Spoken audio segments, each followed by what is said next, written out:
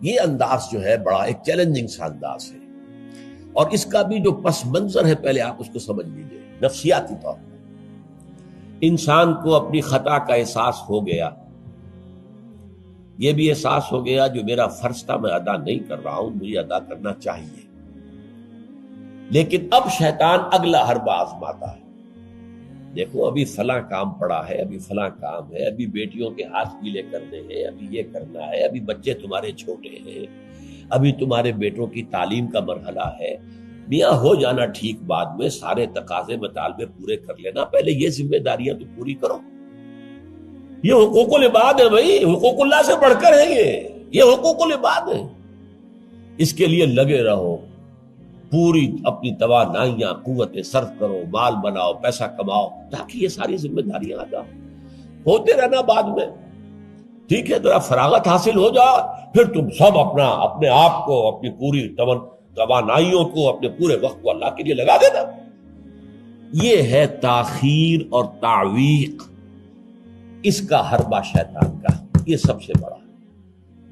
کر لیں گے بھائی، کر لیں گے، کوئی نہیں، ابھی ذرا جلدی نہیں، ابھی فلاں کام ہے، فلاں فرائض ہے، فلاں ذمہ داریاں ہیں، ذرا ان سے نمٹ لوں، پر اگر میں ریٹائر ہو جاؤں سروس سے تو پھر میں سارا اپنے آپ کو لگا دوں گا۔ وہ ریٹائرمنٹ کرتے ہیں اس وقت جب آپ کے اندر رہتا ہی کچھ نہیں، اگر آپ کے اندر کچھ رہ جائے تو وہ چھوڑیں گے آپ کو، وہ ساری توانائیاں تو گئی، اب تو آپ کھوکھلا ایک ڈھانچہ لیے پھر رہے ہیں، آپ کے اندر صلاحیت اور قوت کہاں ہے اب؟ لہذا یہ سارے دھوکے شیطان کے ہیں۔ اس میں ایک چیلنجنگ انداز میں علم یعنی وقت آیا نہیں ہے ابھی اہل ایمان کے لیے، کس چیز کا انتظار کر رہا ہے؟ جو جیسے ہی خیال ہو جائے کہ واقعی یہ فرض ہے، فوراً لبیک کہو۔ تم نے اگر کسی بھی پہلو سے تاخیر اور تعویق کا راستہ اختیار کیا تو یہ شیطان کے پھندے میں گرفتار ہونے کا وہ راستہ ہے اصل میں۔ وہ شیطان پھر چھوڑے گا نہیں، پھر وہ اسے آپ کو اپنے فتراک کا نخچیر بنا لے گا، اپنے تھیلے میں شکار کی حیثیت سے، جیسے کہ آپ تیتر بار کے تھیلے میں ڈال لیتے ہیں شکار کر کے، اس کے فتراک کے نخچیر بن کر رہ جاؤ گے، پھر آگے نکل نہیں سکو گے۔ یہ تاخیر اور تعویق جو ہے، یہی ہوا تھا غزوہ تبوک میں۔ حضرت کعب ابن مالک رضی اللہ تعالیٰ عنہ نے، وہ بھی ان 3 صحابہ میں سے تھے جو سچے صادق الایمان صحابہ تھے، لیکن غزوہ تبوک میں نہیں گئے۔ حضور نے واپس آ کے جو لوگ نہیں گئے تھے ان سے جواب طلبی کی، لہذا منافقین تو آئے، اللہ کی قسم ہے، خدا کی قسم ہے، یا رسول اللہ میں اللہ کو گواہ کر کے کہتا ہوں یہ تھا، یہ تھا، یہ تھا، یہ سبب تھا، میں نہیں جا سکا۔ حضور فرماتے تھے مسکراتے، اچھا جائیے تشریف لے جاؤ، کوئی پکڑ نہیں۔ یہ آئے جب کعب ابن مالک تو حضور کے چہرے پر مسکراہٹ تھی، تنزیہ مسکراہٹ۔ آپ فرمائیے آپ کیوں نہیں گئے، کیوں نہیں گئے تھے ہمارے ساتھ؟ عرض کیا حضور میرے پاس بھی زبان ہے، میں بھی جھوٹ بول سکتا ہوں، لیکن آج میں جھوٹ بول کر آپ کی گرفت سے، آپ کی سرزنش سے اپنے آپ کو بچا لوں گا، لیکن قیامت میں کیا کروں؟ خدا کی قسم جتنا صحت مند میں اس زمانے میں تھا اتنا صحت مند کبھی نہیں رہا، یعنی کوئی بیماری مجھے آج نہیں لاحق نہیں تھی، اور جتنا فارغ البال میں اس زمانے میں تھا، ہر چیز میرے پاس تھی، اتنا فارغ البال میں کبھی نہیں رہا۔ لیکن حضور میرے نفس نے مجھے پٹی پڑھائی کہ حضور تو جائیں گے نا 30,000 کا لشکر لے کر، تو اس کی تو ایک خاص رفتار ہوتی ہے، تیز رفتاری سے تو نہیں جا سکتا، اور تمہارے پاس ہے بڑی مضبوط تکڑی اونٹنی ہے، تمہاری جو ناقہ ہے تمہاری وہ تو بہت جو ہے قوت والی ہے، لہذا ابھی 2-3 دن چلنے دو لشکر کو، پھر تیزی کے ساتھ دوڑا کر اپنی اونٹنی کو جا کے مل جانا۔ ہر روز صبح مجھے یہی نفس جو ہے پٹی پڑھاتا رہا کہ اچانک ایک دن میں نے محسوس کیا کہ اب تو چاہے میں کتنا ہی تیز دوڑ لوں آپ کے ساتھ نہیں مل سکتا، بس میں رہ گیا بیٹھ، اب جو صدا دوں۔ یہ ہے تاخیر و تعویق۔ انہیں سزا دی گئی، مقاطعہ، کوئی شخص اس سے بات نہ کرے۔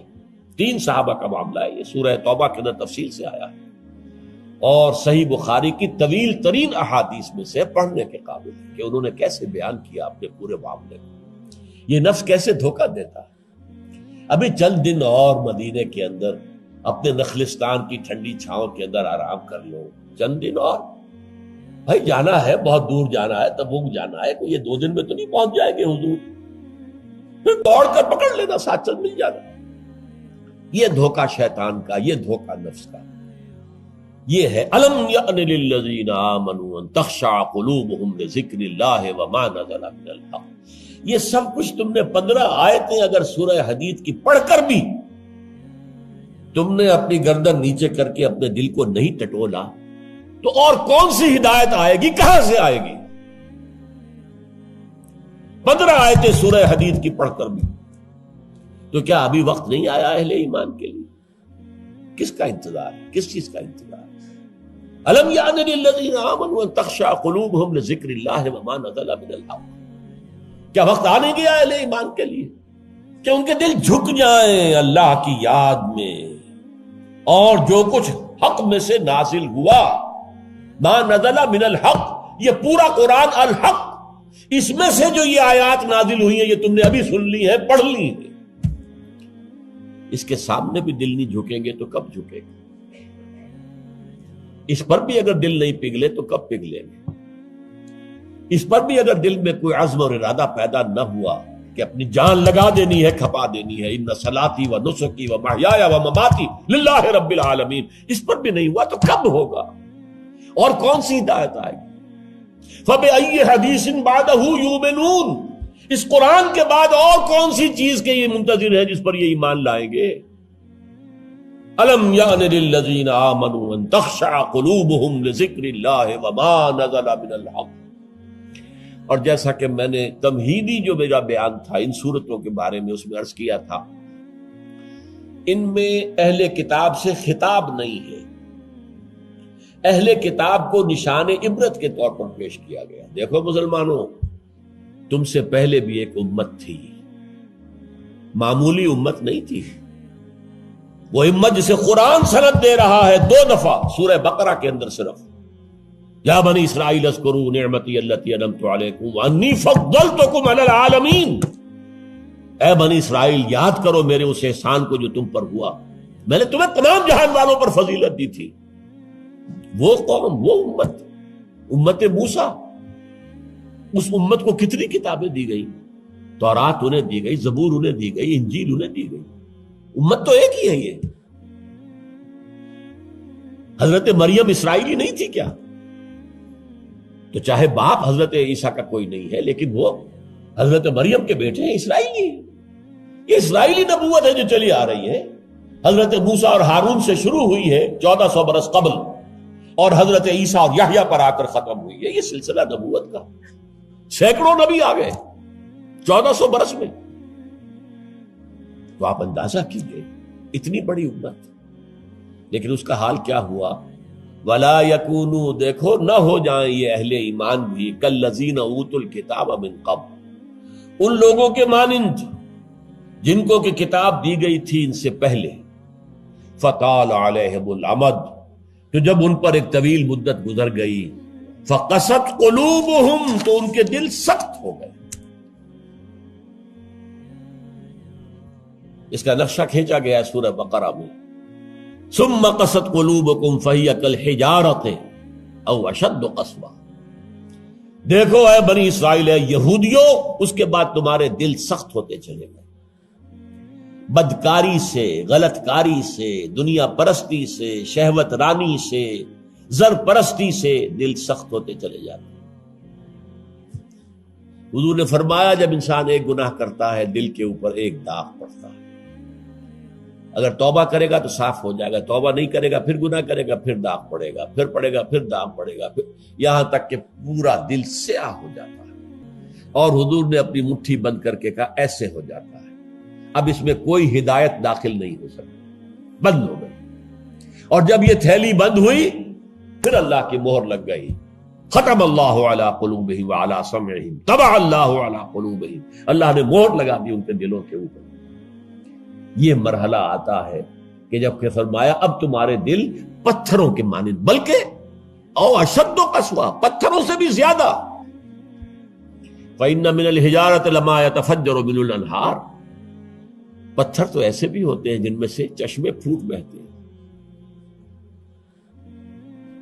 وَإِنَّ مِنْهَا لَمَا يَشَّقَّقُ فَيَخْرُجُ مِنْهُ الْمَاءُ، چٹانوں میں ایسی بھی ہوتی ہیں شق ہو جاتی ہیں ان میں سے پانی نکل آتا ہے. وَإِنَّ مِنْهَا لَمَا يَهْبِطُ مِنْ خَشْيَةِ اللَّهِ، چٹانیں ایسی بھی ہوتی ہیں اللہ کے خوف سے گر پڑتی ہیں. وَمَا اللَّهُ بِغَافِلٍ عَمَّا تَعْمَلُونَ، تمہارے دل ان سے بھی سخت ہو چکے ہیں اور اللہ بے خبر نہیں ہے اس سے کہ جو تم کر رہے ہیں. آج اس امت پر بھی تو 1400 برس گزر گئے، کتنا عرصہ گزرا ہے، اور آج وہی خواہشات ہیں. ہم تو امت محمد میں ہیں صلی اللہ علیہ وسلم، وہ تو شافع محشر ہے، وہ تو ہر امتی کو بخشوا لیں گے تب جا کر راضی ہوں گے. اللہ راضی کرے گا انہیں، وہ راضی اسی وقت ہوں گے جب ہر امتی کو بخشوا لیں گے. سیاں بے کوتوال، اب ڈر کاہے کا؟ جب ہمارے سیاں ہمارے شوہر کہہ لے کوتوال بن گئے تو مجھے کس کا ڈر ہے؟ کوتوال ہی کا ڈر ہوتا ہے نا کہ وہ پکڑے گا. سیاں بھائی کوتوال، اب ڈر کاہے کا؟ یہ ہے وہ چیز، امانی، دل کا امانی ہو. سیغفر لنا، ہمیں تو بخش دیا جائے گا، ہماری تو شفاعت ہو جائے گی. بھائی کچھ بھی ہے، ہم کلمہ گو تو ہیں، کچھ بھی ہیں، محمد کے نام لیوا تو ہیں صلی اللہ علیہ وسلم. لیکن یہ قرآن مجید میں یہی ان کا قول نقل کیا گیا تھا. یہود نے کہا تھا نحن ابناء اللہ واحباؤہ، ہم تو اللہ کے بیٹوں کے مانند ہیں، اس کے بڑے چہیتے ہیں. تو اللہ نے کیا جواب دیا؟ فلما يعذبكم بذنوبكم، پھر اللہ تمہیں سزائیں کیوں دیتا رہا ہے؟ یہ نبوکدنضر کے ہاتھوں تمہیں کیوں پٹوایا؟ ہیکل سلیمانی کیوں برباد کروایا؟ یہ تم 100 برس تک اسیری میں رہے، بیبیلونیا میں، بابل میں، عراق میں، کیوں؟ تمہارا دوسرا جو تھا ہیکل بنایا تم نے، وہ بھی سن 70 میں گروا دیا ٹائٹس کے ہاتھوں. 1,33,000 ایک دن میں قتل کیے اس نے، ٹائٹس نے 1,33,000 یہودی یروشلم کے اندر ایک دن میں قتل کیے. اندازہ کیے. پچھلی صدی میں 60 لاکھ یہودی جرمنوں نے ختم کیے.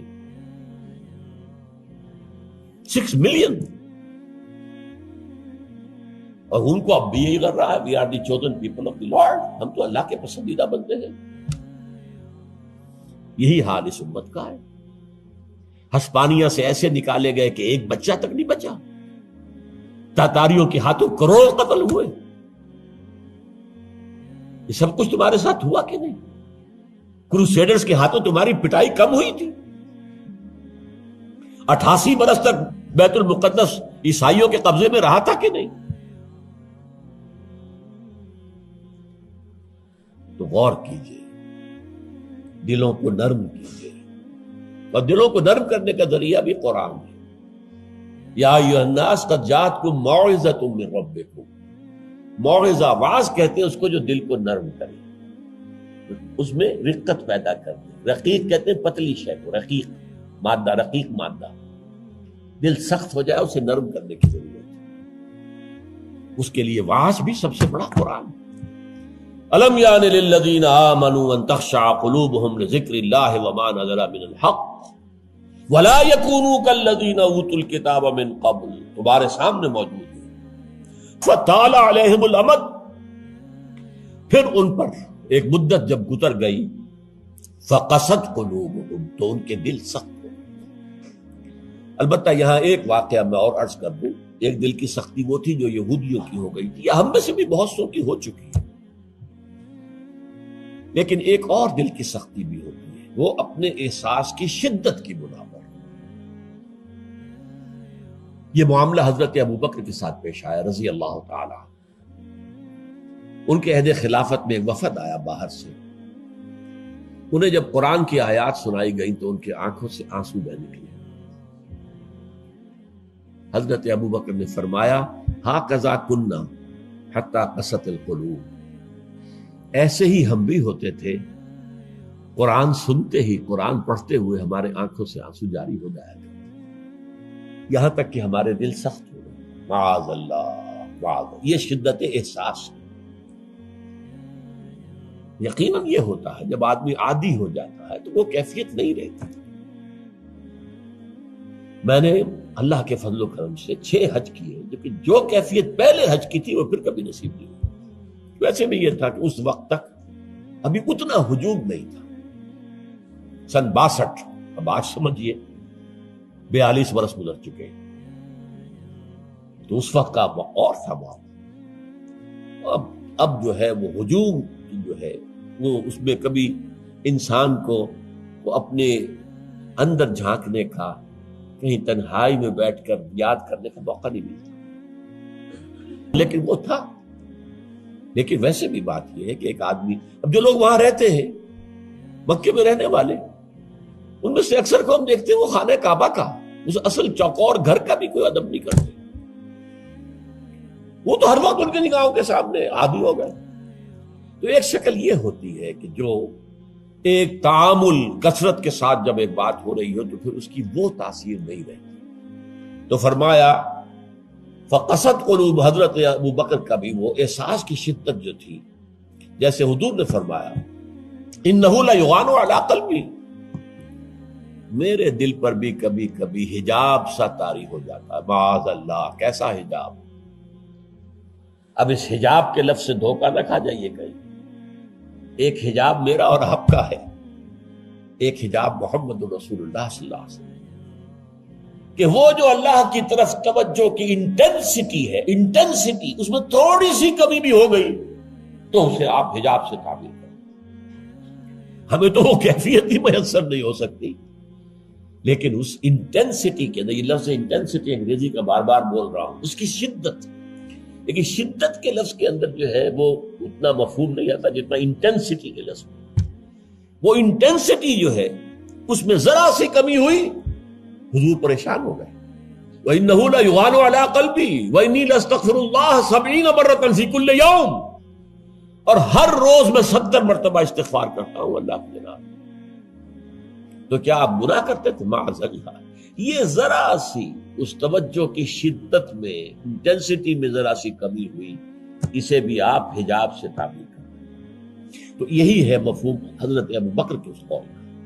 لیکن ایک ہے قساوت قلبی، معصیت کی وجہ سے، دنیا پرستی کی وجہ سے، نفس پرستی کی وجہ سے، زر پرستی کی وجہ سے، شہرت پرستی کی وجہ سے، اقتدار پرستی کی وجہ سے، یہ پرستشیں جو ہے یہ جو دل کو سخت کرتی ہیں تو وہ پتھر اور چٹان سے زیادہ سخت ہو جاتا ہے۔ ثم قست قلوبکم فہی کالحجارۃ او اشد قسوہ وان من الحجارۃ لما يتفجر منه الانہار وان منها لما يشقق فيخرج منه الماء وان منها لما يهبط من خشیۃ اللہ وما اللہ غافل عما تعملون وکثیر منهم فاسقون۔ اب ان میں سے اکثریت جو ہے وہ فاسقوں اور فاجروں پر مشتمل ہے۔ کیا یہی کیفیت آج کی مسلمان امت کی نہیں ہے؟ کیا عظیم اکثریت فساق و فجار پر مشتمل نہیں؟ کیا عظیم اکثریت حرام خور نہیں ہے؟ کیا عظیم اکثریت جھوٹی نہیں ہے؟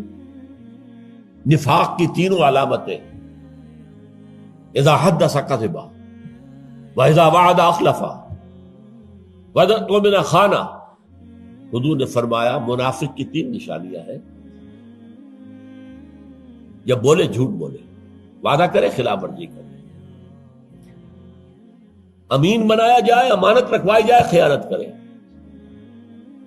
یہ الفاظ ہیں بخاری شریف کے بھی اور مسلم شریف کے بھی، اور مسلم شریف میں اضافی الفاظ ہیں وَلَوْ صَامَ وَصَلَّى وَزَعَمَ أَنَّهُ مُسْلِمٌ۔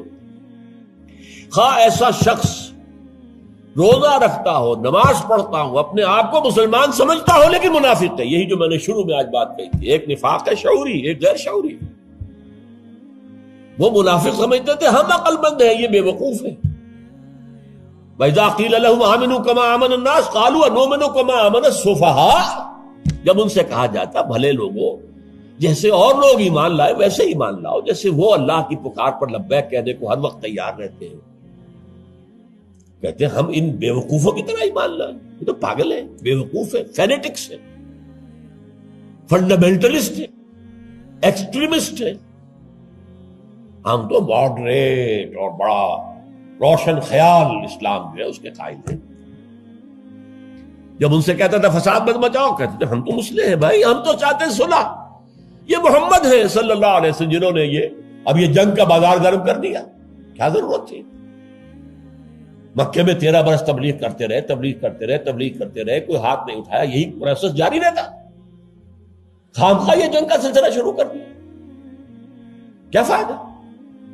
یہ بھی کہا جا سکتا ہے جس دشمن کو گڑ دے کر مارا جا سکتا ہے اسے زہر کا کو دینا ہے. بھائی تمہاری تعلیم اتنی اعلیٰ ہے، اتنی عمدہ ہے، فطرت کے مطابق ہے، پھیلاؤ. لیکن محمد کی سنت کچھ اور ہے، اسوہ محمد ہی کچھ اور ہے صلی اللہ علیہ وسلم. اس کے لیے منہج انقلاب نبوی میری کتاب کا مطالعہ کیا، تب پتہ چلے گا انقلاب کسے کہتے ہیں. اور یہ رسول انقلاب تھے صلی اللہ علیہ وسلم. بہرحال کثیر منہم فاسقون، جو بات کہی گئی ان اہل کتاب کے لیے اس وقت، آج وہ ہم پر راست آ گئی ہے. اللہ تعالی ہمیں اس سے نکلنے، توبہ کرنے، اللہ کی جناب میں سر جھکانے، اللہ کی کتاب کے سامنے سر جھکانے کی اللہ تعالی ہمیں توفیق عطا فرمائے.